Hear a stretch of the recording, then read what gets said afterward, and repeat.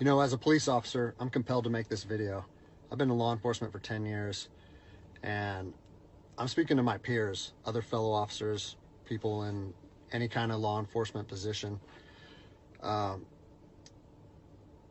seen officers nationwide enforcing tyrannical orders against the people, and I'm hoping it's the minority of officers, but I'm not sure anymore, because every time I turn on the television, every time I look to the internet, I'm seeing people arrested or cited for going to church, for traveling on the roadways, for going surfing, opening their businesses, going to the park with their families, or doing nails out of their own house, using their own house as a place of business, and having undercover agents go there and arrest them and charge them with what? With a crime? I don't know what crime people are committing by doing nails in their own house, but we're seeing this more and more and more, and we need to start looking at ourselves as officers and thinking, is what I'm doing right? Now, I want to remind you that regardless of where you stand on the coronavirus, we don't have the authority to do those things to people just because a mayor or a governor tells you otherwise. I don't care if it's your sergeant or your chief of police. We don't get to violate people's constitutional rights because somebody in our chain of command tells us otherwise. It's not how this country works. Those are de facto arrests. You know, we're violating people's rights and taking money from them, or even worse, arresting them and depriving them of their freedom when they are exercising their constitutional rights. So let's talk about that. Let's read something right here off of the Declaration of Independence. All men are created equal. Among these, we have the right to life, liberty, and the pursuit of happiness.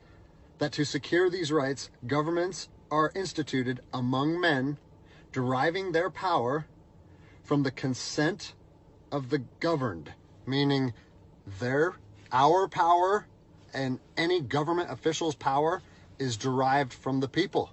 Okay? We don't hold power over our citizens.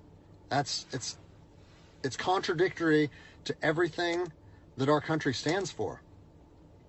And this is what I'm seeing. First Amendment rights, telling people they can't go to church, freedom of religion. Okay? Telling people they can't protest, freedom of assembly. Fourth Amendment violations, illegal traffic stops to check for papers. What are you, the Gestapo? Is this 1930s Nazi Germany? You don't get to stop people unless you have reasonable suspicion or probable cause that they have committed a crime. And I know people that have personally been stopped saying, we want to see papers showing that you're essential. David 2, copy a phone call. That is not how our job works, okay?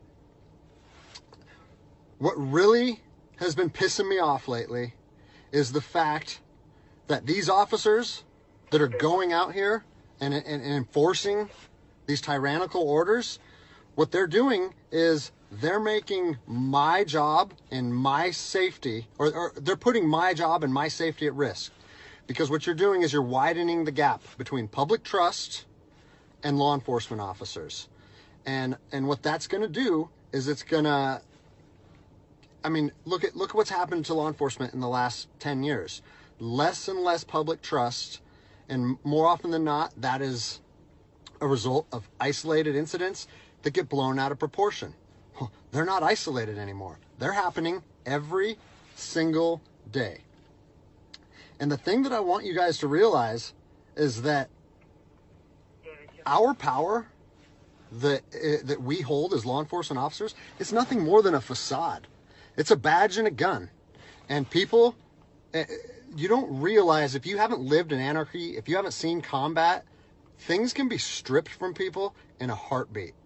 And that's what I'm afraid of. I'm afraid that these actions are going to wake a sleeping giant, i.e. the American people, okay? They are going to be put in a position where they won't have their rights trampled anymore. And us as law enforcement officers, we'll have our ability to enforce the law stripped from us in about 10 minutes. Okay? I think what is going to happen if this continues is we're going to see bloodshed in the streets. Okay? I don't want to see bloodshed in the streets on either side of this coin. I don't want to see fellow officers get injured or killed, and I certainly don't want to see citizens get injured or killed. And I promise you, most of you out there doing these tyrannical acts against our citizens, you're not ready for combat. You're not mentally or physically ready for combat in the first place. I promise you, you don't want to go through that, and I hope I never have to go through that again. You don't get to just say, well, I'm doing this because I was told to do so, or I'm following orders, or I need to keep this job. Guess what? I need to keep this job more than anybody. I have 3 young children. I have 2 houses. Like, I have the same sob story that the rest of you guys have. But my personal choices and my living arrangements, no matter what they are, don't allow me to trample on people's rights. And I don't understand why that concept is so hard for people to understand. Listen, you need to stand up for what's right.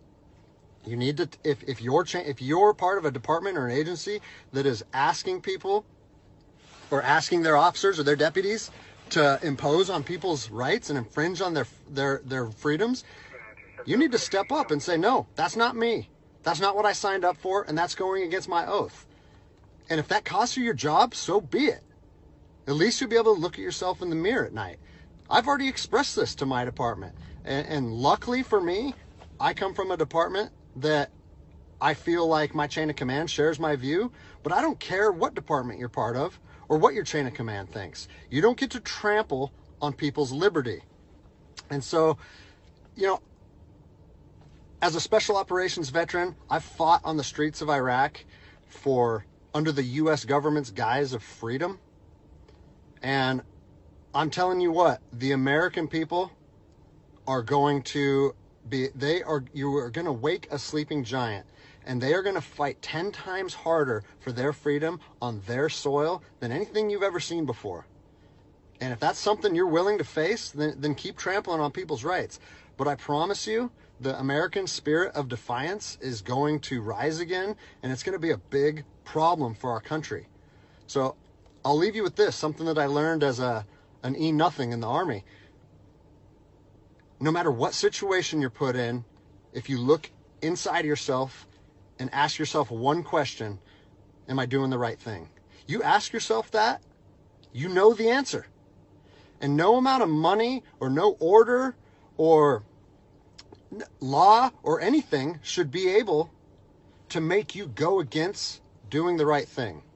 So I'm imploring officers to look inside themselves and ask themselves, is this what I want to be doing to my citizens? And I think the answer is clear. And if we all stand up together, guess what? It'll be a non-issue, no factor, because people and law enforcement will be united like we should be.